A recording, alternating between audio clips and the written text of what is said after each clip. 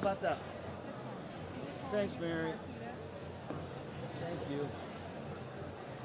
Oh, he's got to turn on a bit. Is it okay? What? That one's okay? One, two, three. I need the back part. That looks a bit healthier, doesn't it? What? That looks a bit healthier. It was dead before.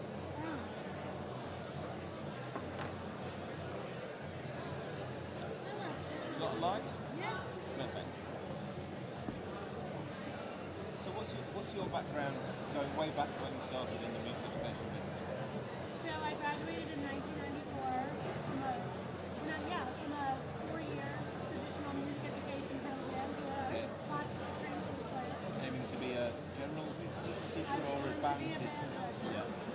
So I did that for 11 years, but about halfway in, technology hit, Yeah. and I got really into it. So I developed, I piloted a music technology program in my high school to move general music from sit and get into like creativity. Imagine chair. Sure. All righty. Oh, massive. Just so, and I know there's groups that's going to be coming in and so forth, but just so we can stay somewhat on time. Jose? What'd you think of that mariachi group last night?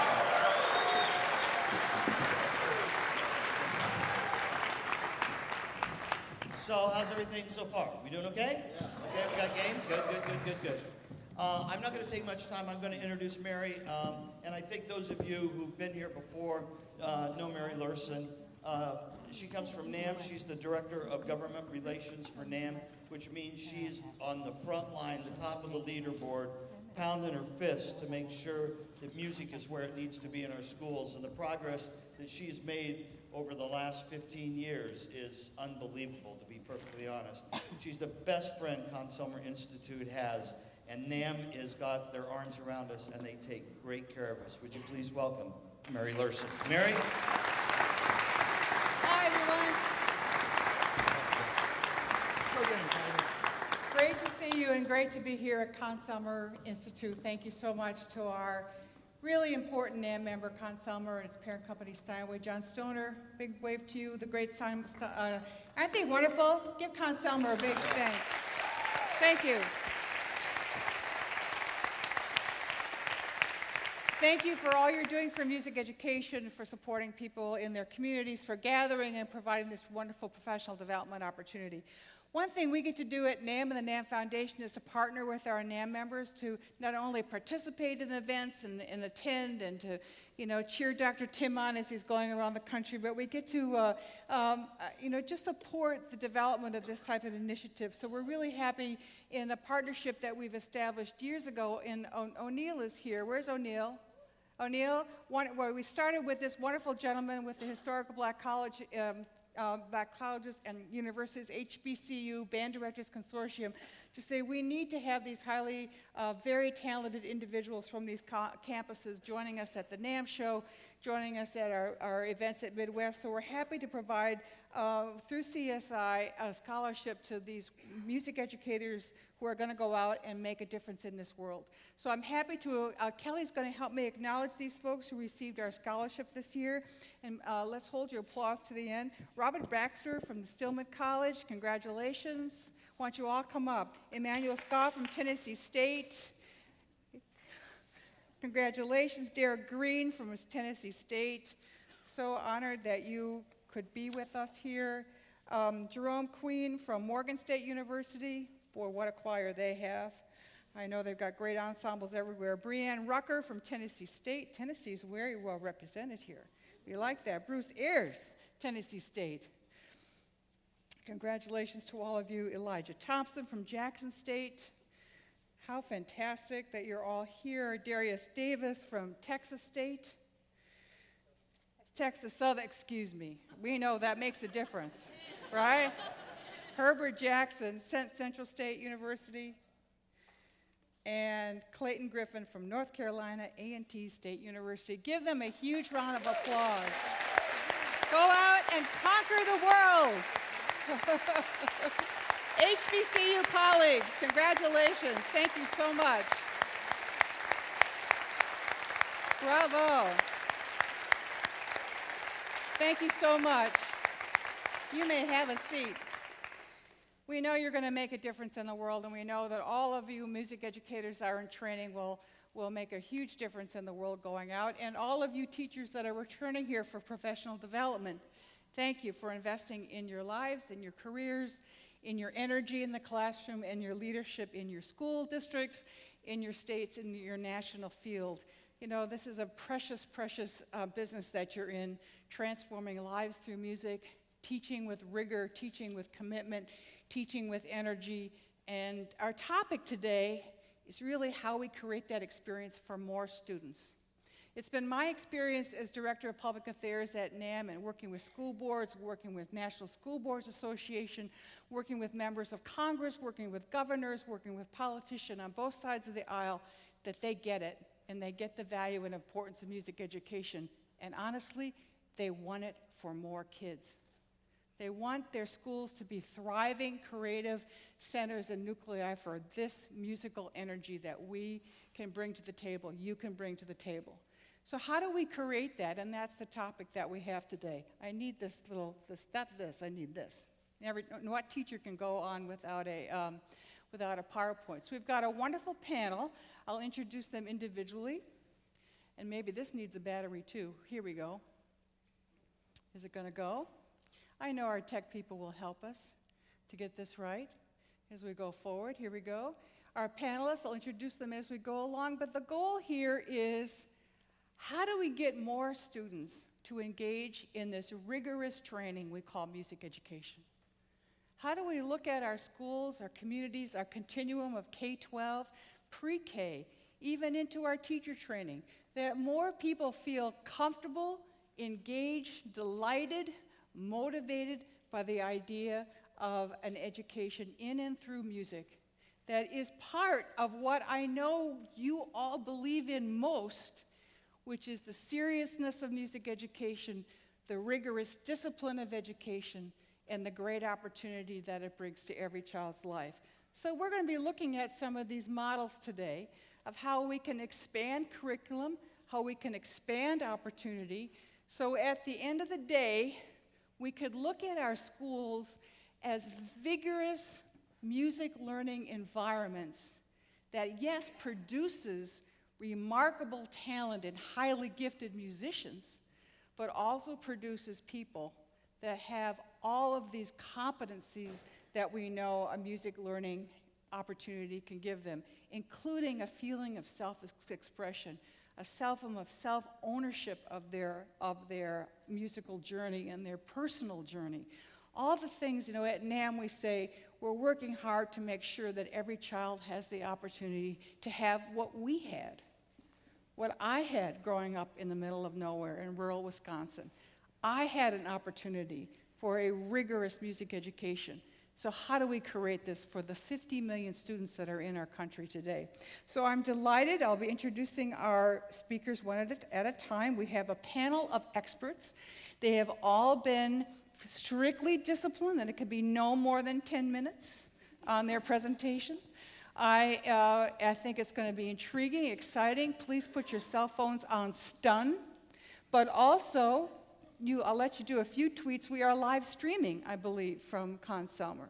So I encourage you, if there's someone back home that should, what's the hashtag we should tell them?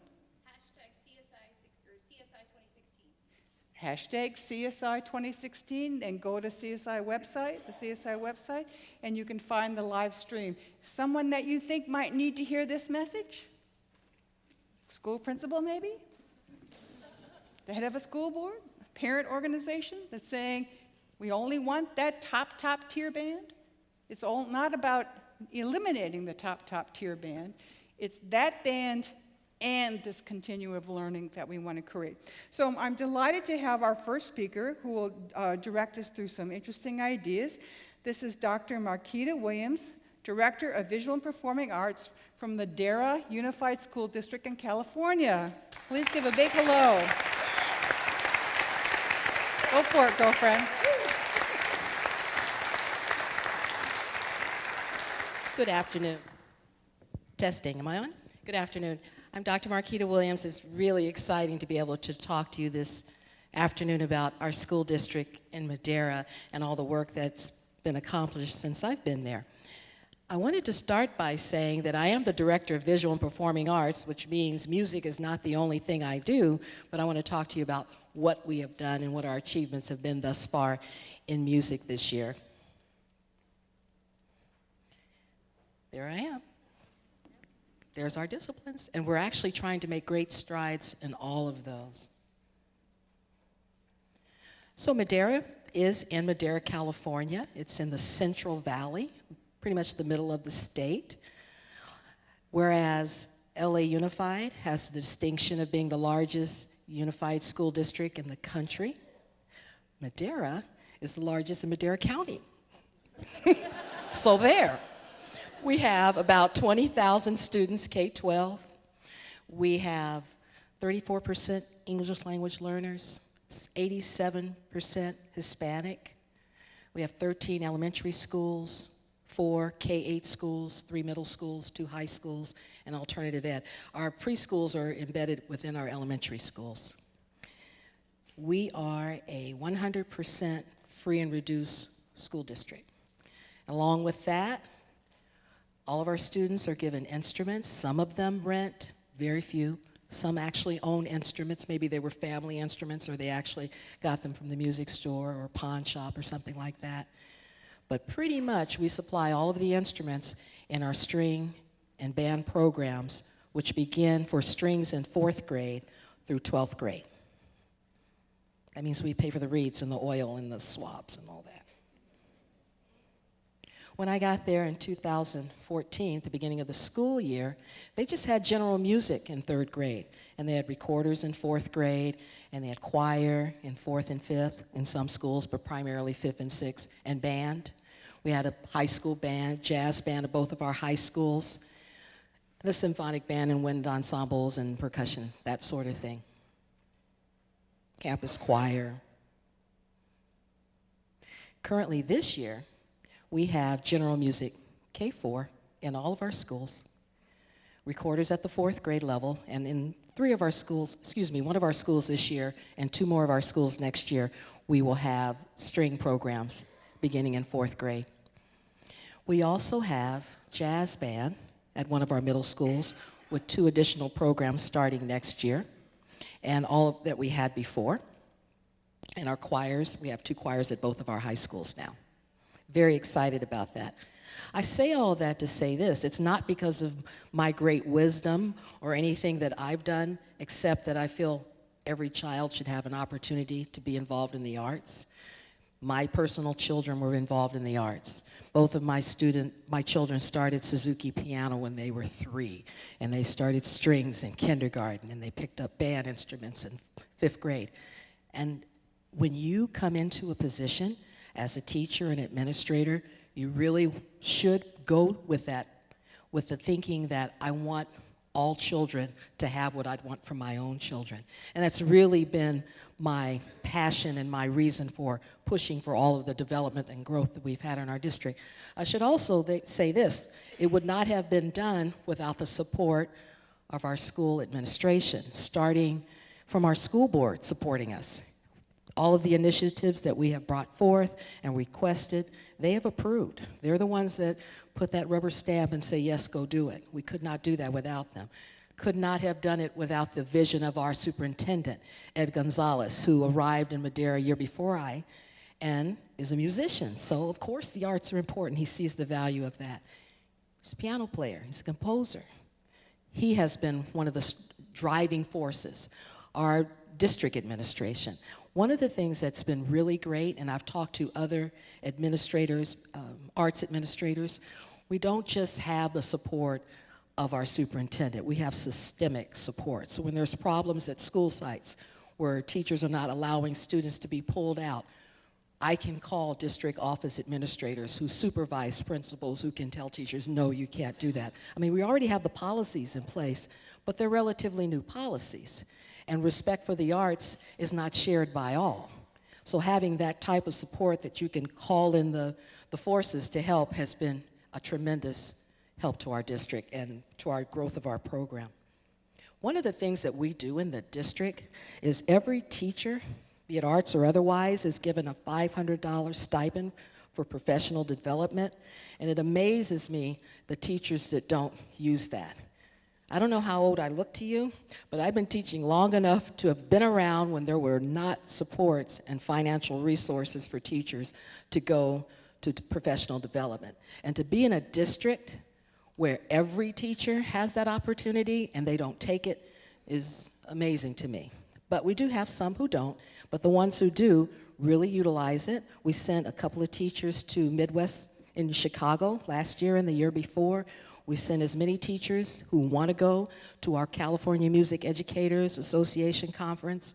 We pay for that, all of that, travel, everything, food, everything, and still there are teachers who don't take advantage of that. One of the things that I instituted this year was having a guest artist.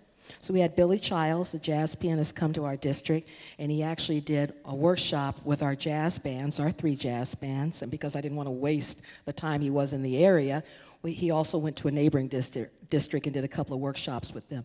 That was all paid for by our district. I talked about the professional development. Currently, we are doing a strategic plan. Because we have so much support and so many things are just coming up, as I said, not only in music but in other aspects of the arts, people come to me, we should do this, we should do that. So one of the things I'm wanting to do is have a plan so we're not just haphazardly adding things. And we're also getting input from the community. So we met in May, and we started with a lot of the goals and brainstorms that our teachers wanted to see happen in the district. And we took that, and now we're going to move that into a format of a survey so that we can begin to prioritize and develop small groups that will want to put their efforts into seeing those particular projects through. That's Madeira. I invite you to come anytime and visit and check us out on the website, www.madeira.k12. Look me up under departments, VAPA. Thank you. Very good, very good. Is that 10 minutes? Perfect. So, as a moderator, I'm kind of like the test moderator. Okay. In a district where the superintendent was so hot about. I always try. I mean, that's the reality, right? But still, I mean, take us back to one of those other programs where it was a little harder, right? I mean, Right. you still, you probably use some of the same tactics and some of the same approaches, right? In terms of convincing and planning and organizing. I actually see it like when I go on a diet. Oh. I'll tell you my analogy on that. You know how you go on a diet and you say, okay, I'm going to stop eating this certain food, or I'm going to drink water, or I'm going to exercise. When I've had the most success on my diets, I've done everything simultaneously. So I encourage you, as you're trying to build your program, do everything. The groups that you have them out in the community performing. And don't always use the high school bands. Get your elementary groups out performing. Because it's amazing to me, board members, and these are board members that are supportive.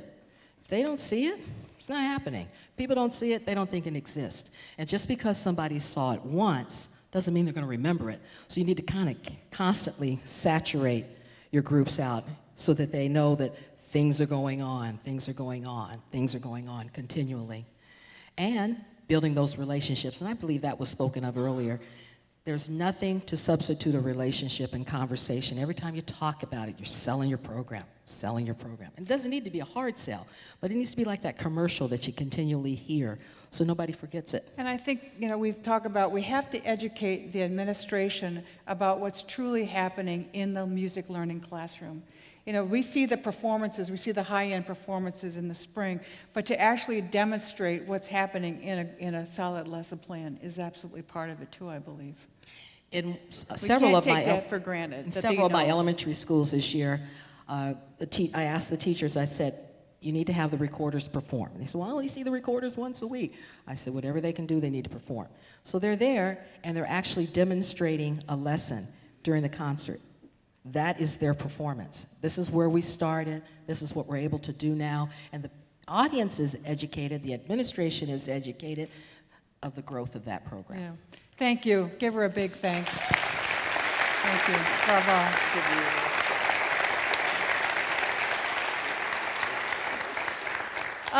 That's a wonderful, wonderful overview of good times in music education and the reality of other times in music education. Remembering that our role, you know, because I was a music teacher for 16 years, that's why I can say we, you know, we're in the role that if we're not going to be out there demonstrating the value of what we're trying to do with children and to improve their lives and to improve their opportunity in music learning, someone else is probably not going to come in and do it for us. You know, we have to take that on ourselves to be that positive energy to move this forward, despite our circumstances. And sometimes we can change many, many things simultaneously. And then along the way, you happen to have a superintendent that's a composer. But you know, there are true believers about the value of music education, and sometimes it might be a little bit of shadow boxing, but it might be there, that belief from an administrator. So we're thrilled. I know we already had a big tribute and a thanks to José Hernández for his wonderful mariachi leadership, but he's going to tell us more about the national movement. He's the founder of Sol de Mexico, and please tell us and share with us your great program. Please welcome José. Thank you. Hello to everyone. I see some familiar faces from last night. We had a great time, by the way. The guys took off back to Los Angeles, and they were so excited. They go, wow, we played for musicians. They were so excited. I want to thank, once again, John Stoner. Thank you so much for inviting us to come and share the music of Mexico with all of our colleagues, all of our friends, all these great educators. Mariachi music has been part of my family for over 130 years. 6 generations. I myself have been playing this music or singing this music for about 53 years. So since the age of 3 or 4 years old, I'm not going to say, 3.5, I'm going to say. I used to sing songs at home. My mom would play records and I would memorize songs. So it was something that came very natural to everyone in my family. All 8 of us are musicians. Mariachi musicians, my father, grandfather, everyone. So we've been playing it for many, many years, and I never thought that I would have the opportunity to share this music throughout the country and in other parts of the world. Thank you, like I said, to John Stoner and Conn-Selmer for the opportunity. We were doing some workshops in Mexico. Could you imagine? They called me to go teach mariachi in Mexico. It's like going to Mexico and selling tacos or something like that. So we're trying to get that started, but what makes me very proud is there. Let's see if the map comes up here. We have a map of the different states. There it is. We got it up there. Of the different states that where we have started mariachi programs, that we have helped some educators start mariachi programs, either by us going over there and doing some clinics or them coming to Las Vegas to the Mariachi Educators Conference that we hold every year. It's something that we feel very, very, very proud of. Now, I was very fortunate to come across this lady that I love so much. Her name's Marcia Neal. And somebody told me, beware with Marcia, man. She's like, goes 1,000 miles an hour, Jose. I go, how? Come on, please. Well, they were right.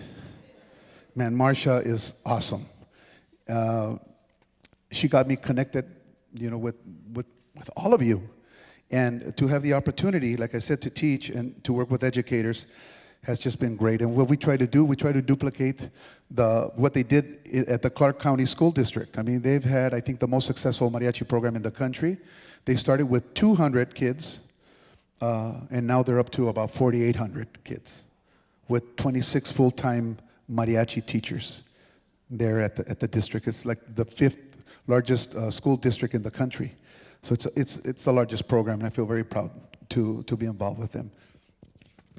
Like I said, we have this conference that we do every year in Las Vegas, and this year it's going to be our 10th anniversary.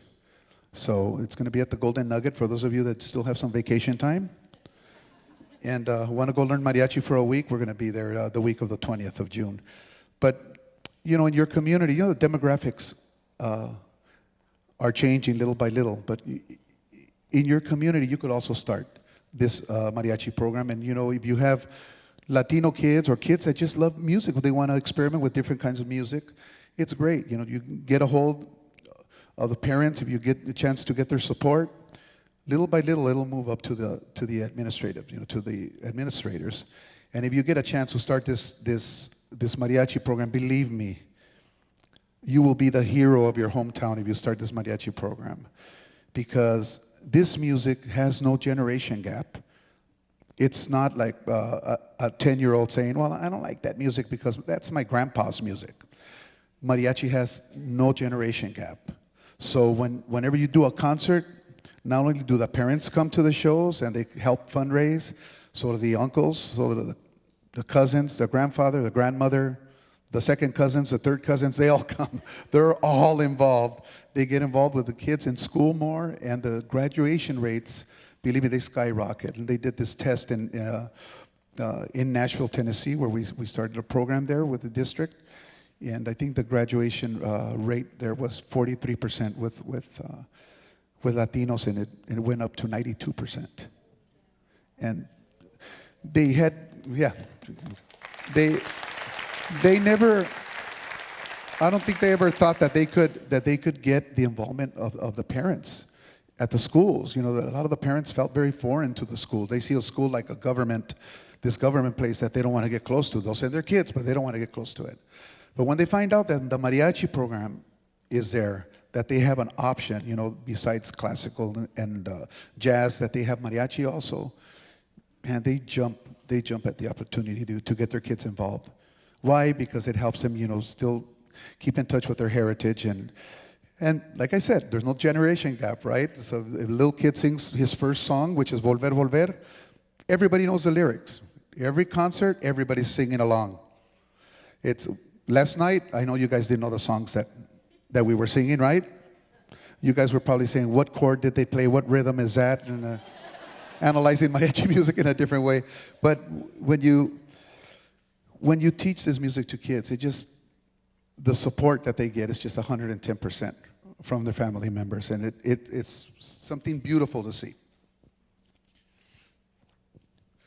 Like I told you about Nashville, about the graduation rates. And what I want to do is what I want to talk to you about is that I'm very appreciative to Conn-Selmer, to my friends at West Music, to Hal Leonard, to a whole bunch of friends that have made it possible for me to come and talk to you about this music. There are many ways of still touching kids with different types of music, and for this country to be so open and for letting us express our music from Mexico here in the United States, you don't know how proud we feel, and we're very thankful. Thank you so much.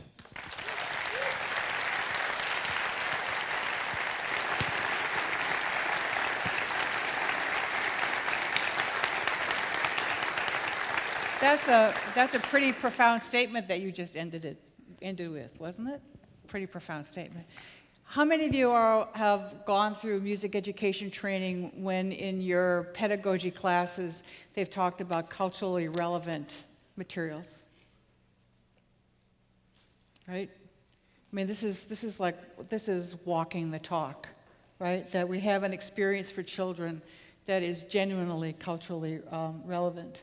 And I also love what you said, where there is one student on stage, how many relatives will we see in the audience? About 50. Right.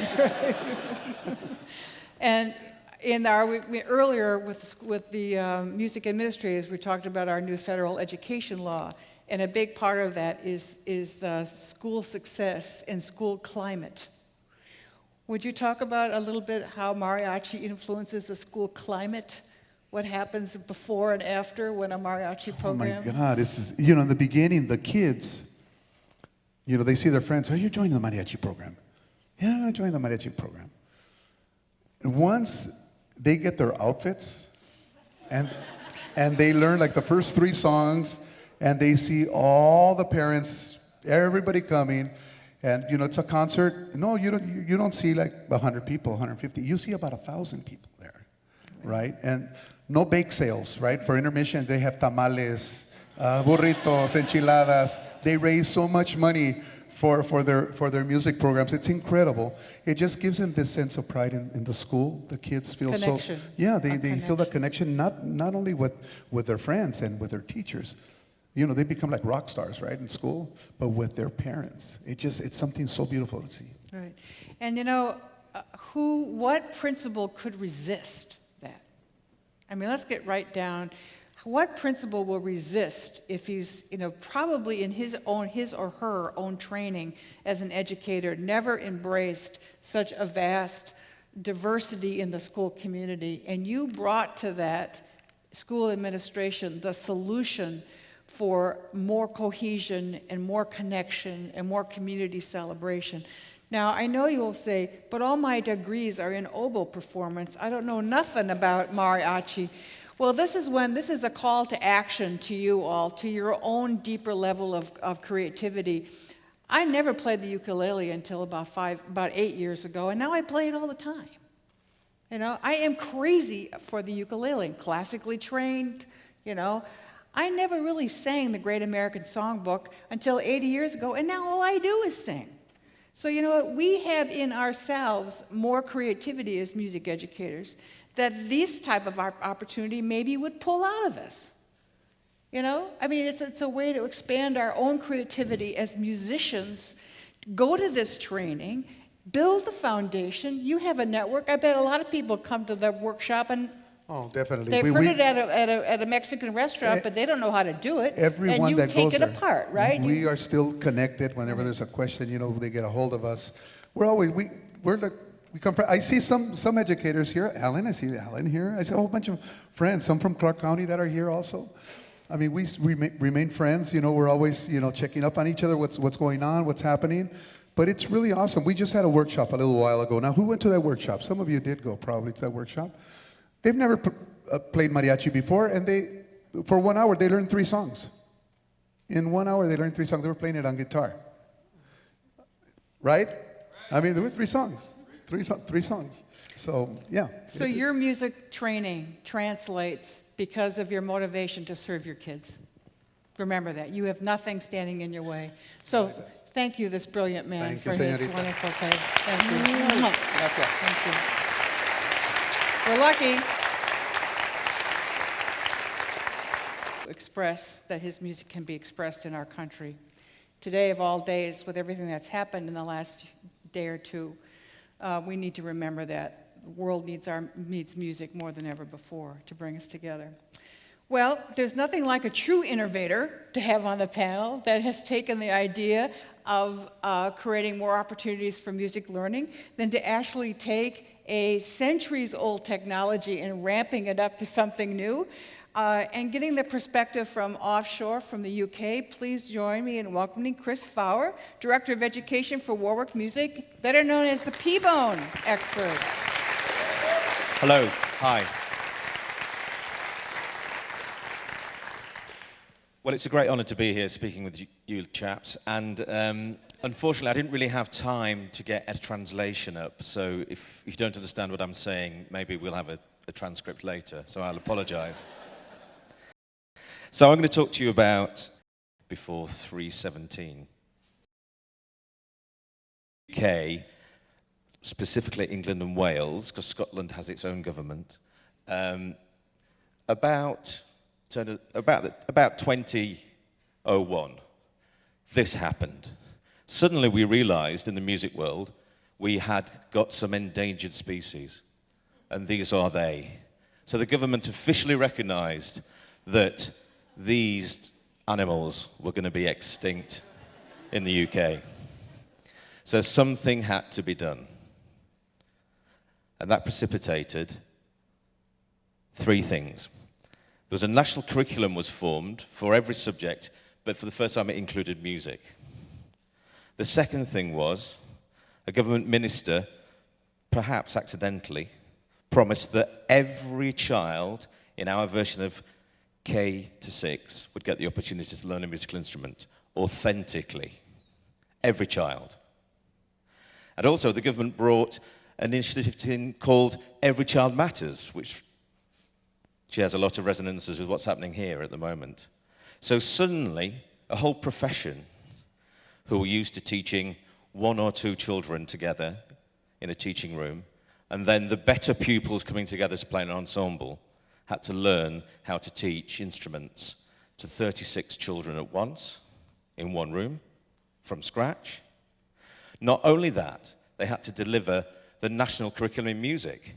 So they had to do general music and how to play your instrument all at once to 36 elementary kids in one class in 3/4 of an hour, once a week. They weren't happy. So what did that look like? Well, we started off by trying to make it, we were very impressed with what you guys do. So we came over and we looked at what you guys were doing with wind band learning. We looked at your materials. We thought, oh, that's fine. That's great. That's fantastic. That's going to solve our problems. So we started with some very directive programs where guys sat in chairs with music stands and, they've got trombones and euphonium. Great. We thought this was going to be great. We're going to be like America. We're going to have great bands. Fantastic. No, it didn't work out like that. What we got was a lot of bent trombones and a lot of frustrated children. What we also found is we weren't teaching the curriculum. We were teaching them how to play their instruments, or we were teaching them curriculum. We weren't teaching both things. So a few of us got together to rethink how to do this. So we decided we would try to teach music in the language of music. No talk, no chalk. Just play, listen, and learn. So we began using all the stuff that you general music teachers are so great at. We were using body percussion, we were using singing, and we matched that into brass learning, in my case. So we did, if you can sing it, you can buzz it. If you can buzz it, you can play it. And things were getting better. And we realized through experimentation that bringing in notation too early was really disadvantaging some children. So we decided to get rid of notation for the first 6 months, or even the first year. And we gave our children the opportunity to develop their musical memory and make genuine musical decisions. Because another big part of our curriculum was composing and improvising. So, you had to learn about pitch and duration, you had to learn about composing, improvising, you had to learn how to play your instrument, how to hold it properly. It had to be an authentic engagement. See if you can get to the next page for next week. This was a big revolution. I'd like to start the video with a low volume, please. So this is what it ended up looking like. So these guys have been playing for about 15 weeks. They've had no written music at all. They've had quite a lot of resources, as you can see. This lady's a great trombone player. There's a clarinet player on the piano. Let's have a little listen to what they're going to do.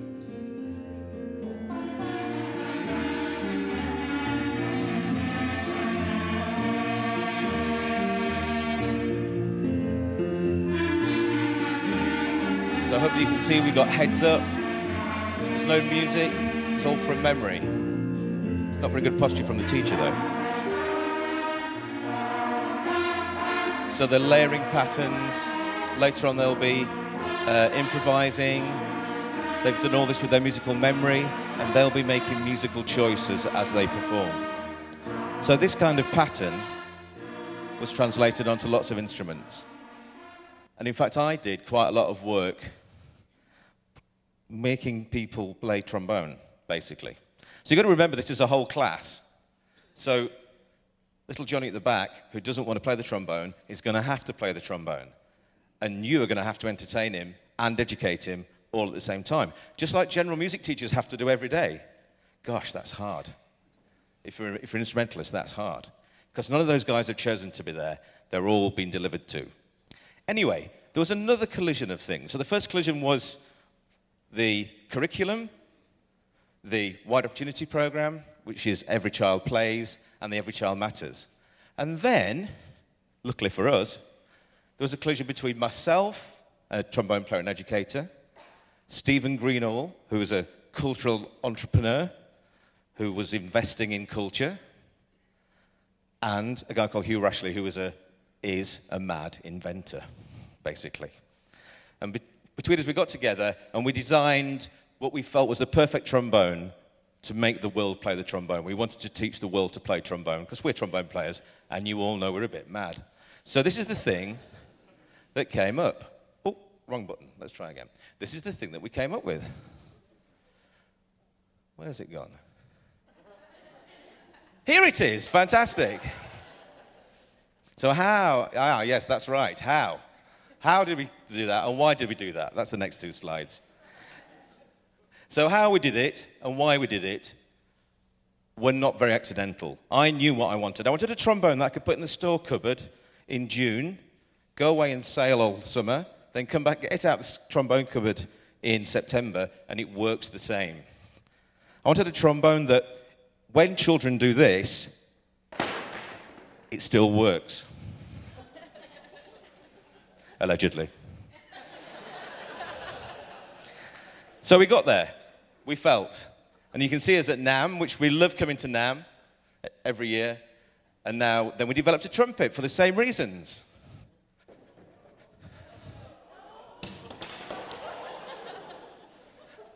All the valves are the same. There's no lubrication, no oiling. You can't get the valves mixed up. It's light, you get good posture, and our instruments encourage you to blow. And we had one other little brainwave, in that we wanted to teach younger and younger people to play brass. So we came up with this little beauty, which, although it looks like an alto trombone to the alto trombone world, to the trombone world, in our mind, this is a mini trombone for mini people. So mini people can play the trombone.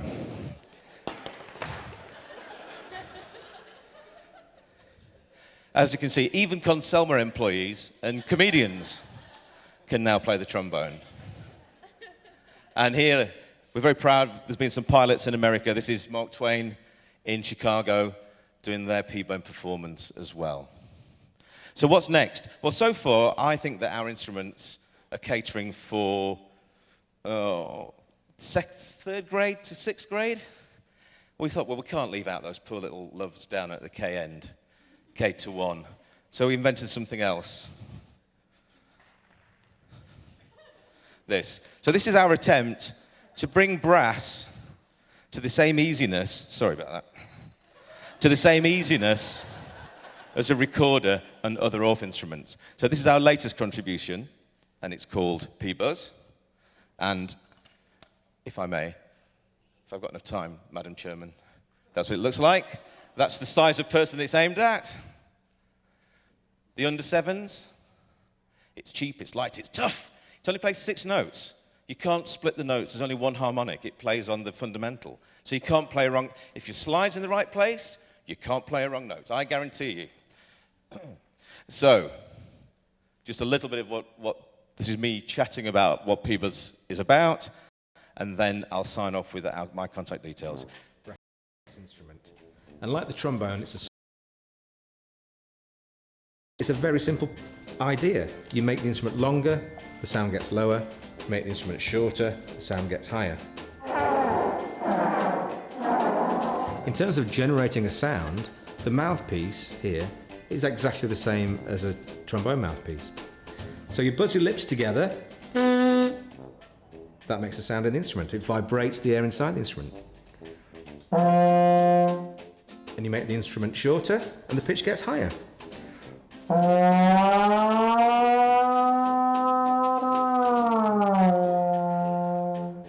And it's as simple as that.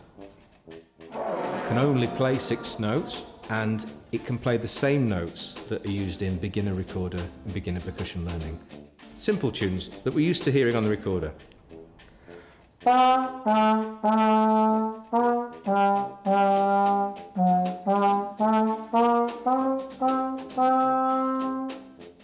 So there's a kinetic element to learning, there's a visual element, both in the way the instrument grows and shrinks, but also in the letters and the colours and the numbers. There's an analytical way of learning by remembering patterns of letters or patterns of numbers or patterns of colours. We've designed P-Buzz to help all different kinds of learners. There are many, many ways that teachers can use this. So it's flexible and simple. And we knew it had to be plastic to be cheap enough, light enough, and tough enough to survive the rigours of the Year 1 and Year 2 classroom. Big thanks to Chris Fower. Come up here, Chris. Here, come up. Thank you. Are you all right?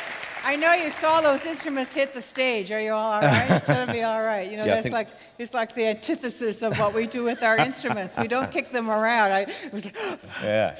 But you know, how many of us in music education have studied learning theory, right? Learning theory has hit our field last 20 years, 30 years.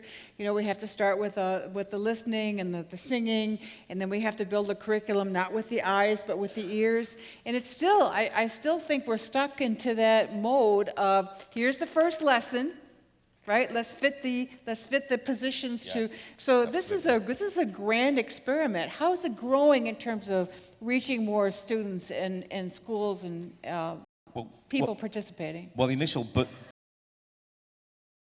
every child played an instrument of some description. There was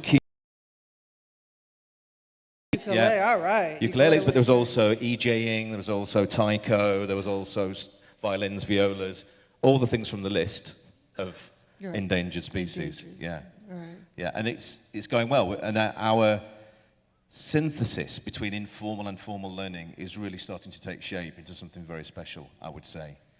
But in terms of brass, the person who inspired all this for us is an American called Arnold Jacobs from the Chicago Symphony. Arnold Jacobs. Who Should we said, bow? Should we all bow? Yeah. Arnold Jacobs. if you can sing it, you can Right. buzz it. And if you can buzz it, you can play it. Yeah. Thank you so much. Thank So pretty remarkable. Pretty remarkable and a little bit challenging, right? A little bit challenging. We weren't necessarily taught to do that or to move in that direction.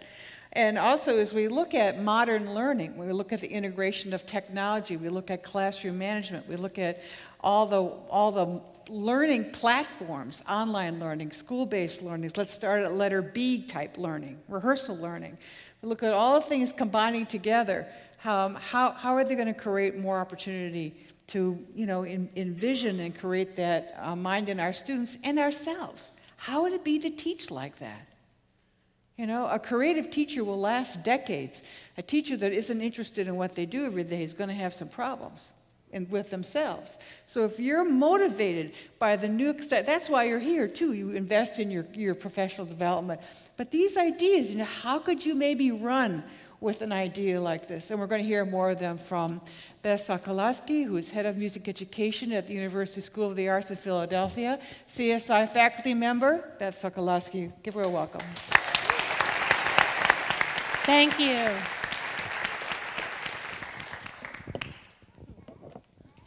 So I am Beth Sokolowski. I'm Associate Professor of Music Education at the University of the Arts in Philadelphia, Pennsylvania. I spent the first 16 years teaching in the field about 30 miles north and west of the city, about as traditional of a band, chorus, and orchestra program as you can imagine.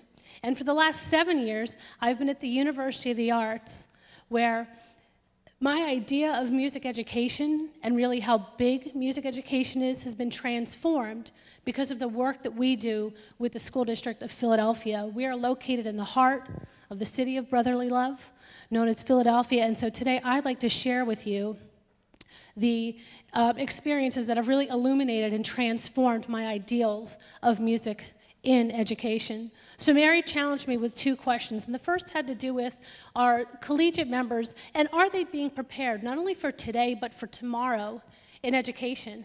And honestly, I think there is amazing potential, not only because of the teacher preparation programs, but for each one of us in this room today, because we all have a responsibility to take stock of what music education looks like and who we're serving.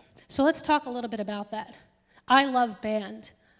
I love being a band director, but what I've learned in the last 7 years is that we also need to think about every child in our school setting and the fact that there is music available for each child. We are musician educators, and music is the heart of what we do. So really our delivery method can look very different. So for me, it's this idea of blending tradition with innovation. It's all about teaching what we love as well as teaching who we serve. I think those are 2 very critical points for us to remember. For me, in music education today, the goal is 100% music. And what I mean by that statement is for 100% of the students in any given school community to feel as though they have a place to make meaningful music. What does that mean for us? It means that we have to vision and create. We have to think, not only in our teacher preparation programs, but out in the field, how do we include as many kids as possible? And we were talking earlier about this, and honestly, I think for higher ed to move forward and to embrace this idea of tradition and innovation, it's going to take some landmark events in the field to inform how we need to expand upon higher education and teacher training programs. Now, I'm really happy to say that we do things differently at UArts, but I think it's because of the fact that, one, we're a jazz and contemporary music school. We have no marching band. We have no concert band. Oh, right? This was stunning to me when I started there.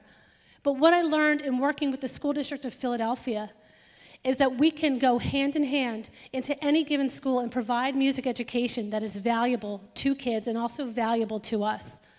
So we started to implement some classes in response to what we were seeing in the school district. We transformed guitar into what we call creative classroom musicianship, where we're learning guitar methods, but we're also learning bucket drumming. And students are learning how to take these two very separate things and put them together and to have kids collaborate. We teach in our graduate music education program an alternative ensembles course. Yes, graduate students are learning about this: bucket drumming, handbells, and rock band. Can you imagine a combination in one course? And finally, the second course that we're teaching in our grad program, which is where our teachers or our future teachers actually get certified, we call it Arrange for Whatever course. So whoever signs up or shows up for this course at the beginning of the semester, we kind of take stock of who is in the room, and then we say, cool, what do we want to write? What do we want to arrange? Because when you get out into the field, chances are you might have a bassoon player, a trombone player, a vocalist, a guitar player. What do? You all make music together. So we want to think big about how we can do that. Here's a quick slide of just our bucket drumming class.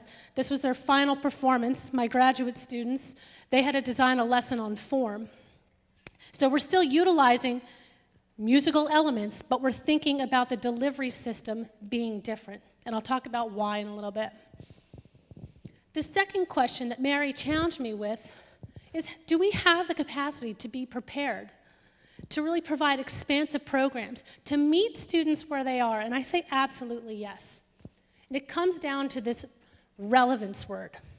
It's about being relevant. But for me, it's being relevant in two ways. And I'm going to show you some examples of these. The first is, what's relevant to our students? Do we realize that 100% of the students in any given school all listen to music? And furthermore, they all have an opinion. They can tell you what they like, but boy, oh boy, when they don't like what you're listening to, they will let you know. I want them to understand why. The second is, what's relevant in regard to what I bring into that classroom? What is my expertise? What's my background? So let's talk about these two perspectives. I had a teacher from West Philadelphia. She taught in a K-8 school where she taught general music. She says, my students have been working hard all year. We're getting ready for our state exams. They're very unmotivated. The carrot I put before them is, if you come in, if you get to school every day during testing, and you complete your state testing, we will get out of this school and we will go make music for a day. So she called me and said, we want to make music. How are we going to do that? Okay, and she said, and they can't really read music. I have a number of kids, maybe 6 or 8, who like to come in a couple mornings a week and work on their raps. They're singer-songwriters, but they really don't know anything about harmony or theory, but they like to write raps, so can you help? I said, oh boy, yes we can. So we took what was relevant to them, what they had been working on all year. The boys literally came in with those black and white marbled composition books with pages and pages and pages of rap lyrics.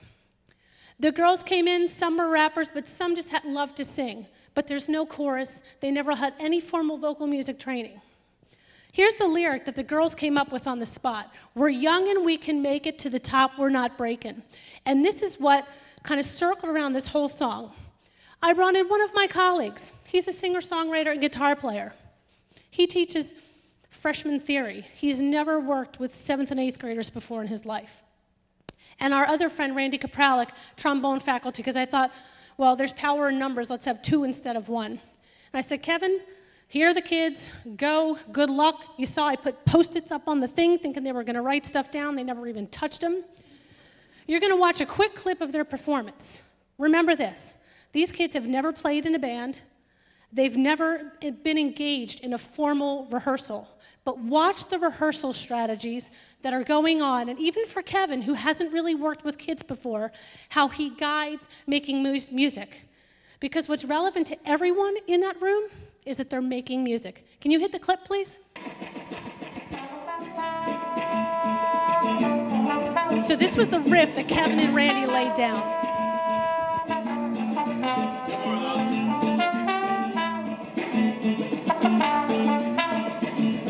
Here come the girls with their chorus. This is the melody they created.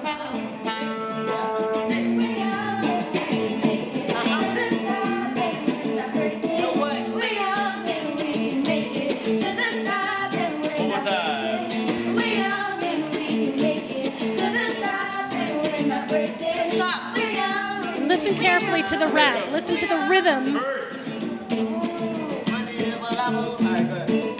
1, 2, verse, go. Are they engaged? Is he guiding the instruction? I'm always getting money, so it never said why. I never need a job, and you wanna know why? Cause getting money's a habit, it's something you should try. Okay, money, power, energy, my one and only team. Thinking you could beat us in the battles, D&D. Could be the best you ever saw or ever had seen. Look at Kevin's face. Like I'm killing on my raps, and they calling me an assassin. I ain't undercover, no pictures, no flash. I'm so high, but my bar's gonna ash. No, I pass it. Hold on, Jay Cashin. No, it's back at me. Tell me what you see. Thank you so much. In one day, we did what I thought was going to be impossible, then I was actually dreading it first. And as I think about it and I get goosebumps on my arms again, it became one of the most memorable musical experiences.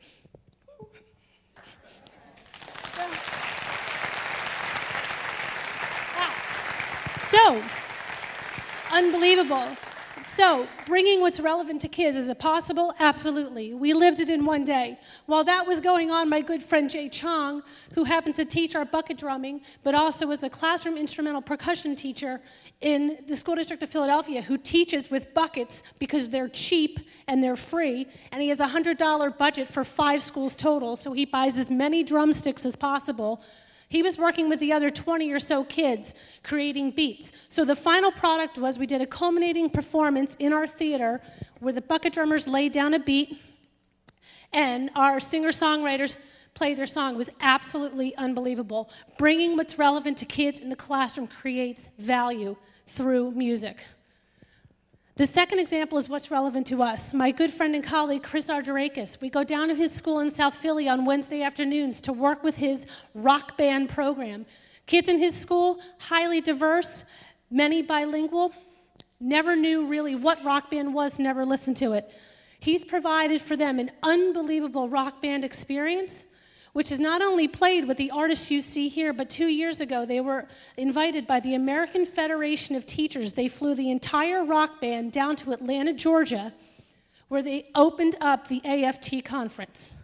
Powerful. He took, as a drummer who went to UArts, what was known to him as music and brought it into his school community. The kicker? About 2 years into this, he said, kids, we have to come up with a name. I'm tired of this calling us the Andrew Jackson Band. What do you want to call it? The kids decided to call the ensemble Home. Right? We help kids to value music through the experiences we provide. So my 3 tips: open up your eyes to who is in your school. Be courageous about creating new and innovative programs that live next to our traditional programs. Be a standout. Dare to make music differently. How will you and how can you serve 100% of your students through music? Make musical meaning with every kid. Thank you.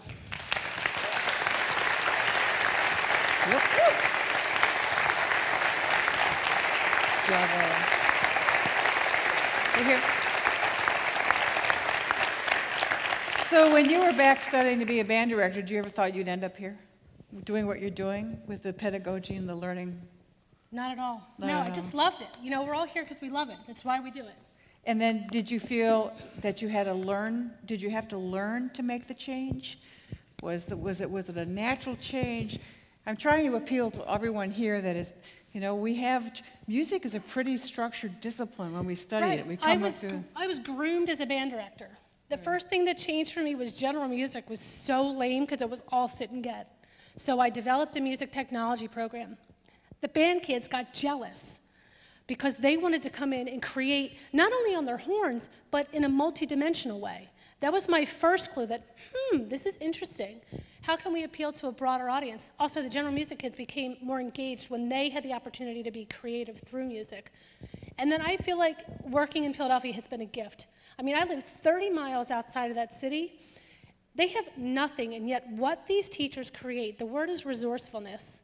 That is what allows for every kid in these schools to have the opportunity to create music. It really starts with the dynamic and the passion of the teacher who is committed to being resourceful for their kids through music. Bravo. Thank you so much, Beth. Thank you.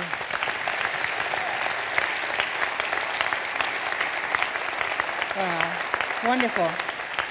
Wow, what a panel. We were going to have some Q&A, but I'm going to ask one question of the panel, and then I'm sorry if we're going to go over. Are we all right, Dr. Tim? We go over by a smidgen? Okay, by a smidgen. I'm not getting the normal Dr. Tim response, so that means just a smidgen. So I'm going to ask you, and any of you can respond. If one day you went to school and your superintendent and your principal or anybody that was in the hierarchy of the school came to you and said, we've looked at the data, your music program is pretty good, it's serving maybe 6 or 8% in the high school, and it's serving, 17 to 22% in the middle school, and we've got a reasonable general music program, and we got some stuff going around the side, like a little rock band music, but in 24 months, I want 50% of the students in the middle school participating in music. I want to double the number in the high school, and I want every kid in the elementary. What would be the first one thing that you would do? Let's go down. Want to start, Beth? Yeah, it starts with the teacher. We have to be committed to thinking big. We teach music. If the delivery system is a little bit different, that's okay, but we have to be willing to take that step to say, as I said, do what we love, which for many of us in here, that's the band thing, but also think about who we serve. I think that is what's going to help us first to get to that goal, is that relevance piece. Great. How about you, Jose? What would be the... I'm I think we totally know. with her, yeah. You have to really believe in what you're doing, and get that connection with your students, with the kids, and with the parents, and with the administrators. But, yeah, it's all about that passion, huh? Okay. Chris, besides kicking a few more instruments across the stage. I think they've all gone now. No, but I mean, I agree, and it was fantastic for me to see your presentation because that's exactly what I've been training teachers to do in the UK for 10 years. So beautiful. And I would add to that I don't really see myself as a teacher. I see loads of children who are small people coming into my classroom, and they're full of music, and it's my job to help them express themselves through technical processes of making sounds. I can assure you your pupils are jam-packed with music already. You don't need to squeeze any in. Just let it out. I think it's about having the support and having the structures in place. It's one thing for a teacher to have the inspiration and the drive to do it, but there also needs to be a system and a structure in which they can reach all of the students. And that structure sometimes needs to be created by the teacher. That too, That's but then right. they have to have the support. I mean, in our district, I'm the one who personally creates the schedules. I'm the one who actually goes to the district office and says, I need more teachers because I'm trying to cover. And having that support and those resources to do that makes it possible. Well, what a great moment with all of you. Thank you so much. Thank you. Wonderful panel. Are they great?